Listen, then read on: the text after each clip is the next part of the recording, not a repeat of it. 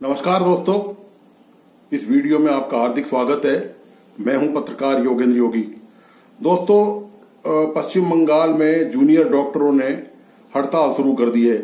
हड़ताल को 48 घंटे के करीब हो गए हैं, लेकिन राज्य सरकार ने अभी तक कोई भी एहतियात के तौर पर कदम नहीं उठाया है ताकि जूनियर डॉक्टर जो हैं वो अपने काम पर, अपनी सेवाओं पर वापस लौट सकें।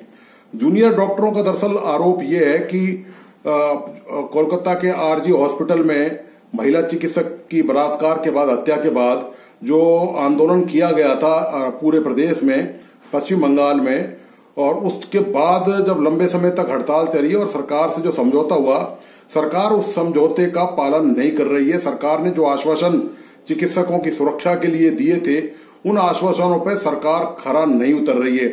इसके अलावा जूनियर डॉक्टर्स ने जो सीबीआई की जो जांच की गति है उस पर भी खासी अप्रसन्नता व्यक्त की है। उनका कहना है कि जांच की जो रफ्तार है वो अभी तक निष्कर्ष पे नहीं पहुंची है, जबकि उसको अब तक समाप्त हो जाना चाहिए था।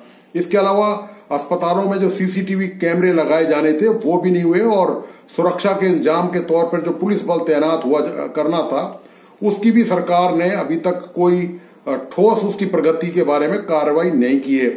इसके अलावा जो जूनियर डॉक्टर हैं पश्चिम बंगाल के, उन्होंने राज्य के स्वास्थ्य सचिव को हटाने की मांग भी रखी है, और पहले भी उन्होंने ये मांग की थी।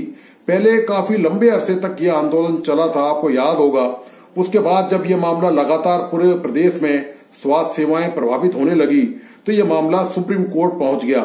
सुप्रीम कोर्ट ने डॉक्टरों से ये कहा कि वो हड़ताल नहीं करें और लोगों के स्वास्थ्य से खिलवाड़ नहीं करें, उनकी जान से खिलवाड़ नहीं करें, और स्वास्थ्य सेवाओं को सुचारू तौर पर जारी रखें और वो वापस काम पर लौटें।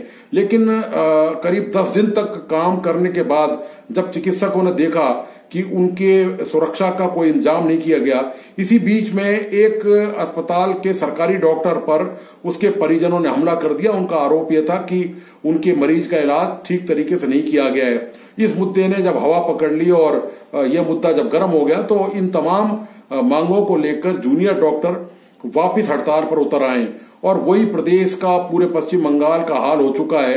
आपको याद होगा कि जब ये घटना हुई थी अप्रैल के प्रथम वीक में, महिला चिकित्सक की हत्या, और वहां के एक वार्ड बॉय और एक कर्मचारी ने वहां के बलात्कार करके हत्या की थी। उसके बाद आपको याद होगा कि जो अस्पताल प्रशासन है मेडिकल कॉलेज का, वह इस घटना को दबाने छुपाने लगने लग गया, और इससे ताकि अस्पताल की बदनामी नहीं हो सॉरी, अस्पताल प्रशासन ने पूरा प्रयास दोस्तों यह किया था कि इसको आत्महत्या का रंग दिया जाए, लेकिन अस्पताल प्रशासन इसमें कामयाब नहीं हुआ।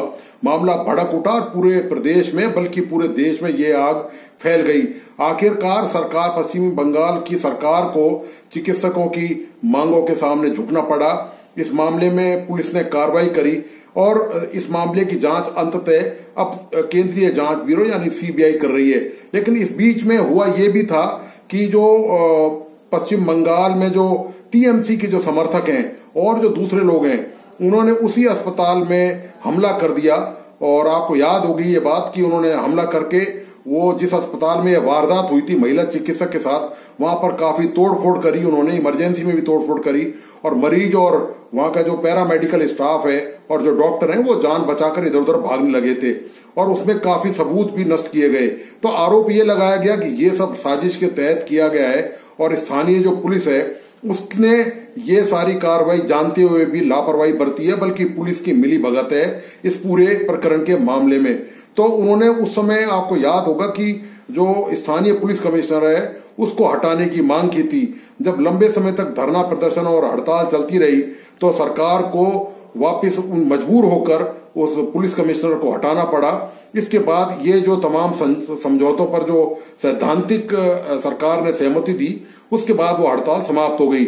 लेकिन जब चिकित्सकों ने देखा कि उनका जीवन अभी भी खतरे में है और वो अस्पताल में जो उपचार वो करने जाते हैं, जो लोगों को स्वास्थ्य सेवाएं दे रहे हैं, चिकित्सा सेवाएं दे रहे हैं, बदले में आज भी उनकी जान को सुरक्षा नहीं मिल पा रही है। और इसका उदाहरण 10 दिन पहले मिल भी गया जब एक चिकित्सक पर उसके परिजनों ने, मरीज के परिजनों ने हमला कर दिया। दोस्तों, दरअसल ये जो समस्या है ये पूरे देश की है, और पूरे देश में चिकित्सकों को इस तरह की समस्याओं का सामना करना पड़ रहा है। इनका हल जो है वो केवल पुलिस की सुरक्षा इंतजाम नहीं है।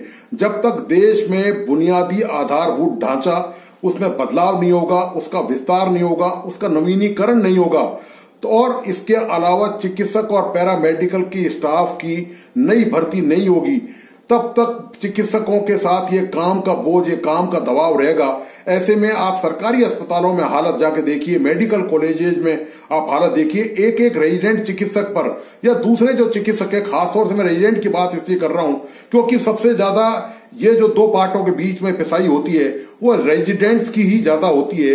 वो अपनी पढ़ाई लिखाई भी करते हैं, साथ में वो 10, 12, 14 घंटे की और विपरीत हालत में वो ड्यूटियां करते हैं। आपको याद होगा कोरोना काल में सर्वाधिक मौतें जो हैं चिकित्सकों की और पैरामेडिकल स्टाफ की हुई थी, क्योंकि वो मरीजों के सीधे संपर्क में आते हैं। जो सीनियर डॉक्टर हैं वो इतना टच में नहीं रहते।